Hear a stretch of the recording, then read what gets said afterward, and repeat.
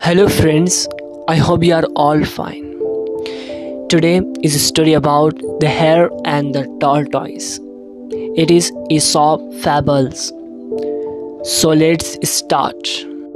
A long time ago in a forest, the hare was once boasting of his speed before the other animals. I have never yet been beaten, said he, when I put forth my full speed. I challenge anyone here to race with me. The tortoise said quietly, I accept your challenge. That is a good joke, said the hare. I could dance round you all the way.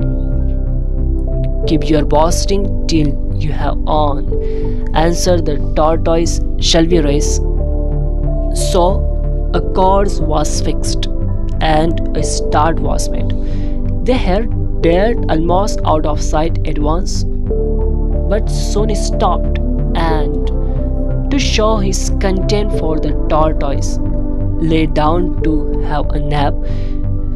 The tortoise plodded on and plodded on, and when the hare awoke from his nap, he saw the tortoise just near the winning post and could not run up in time to save the race.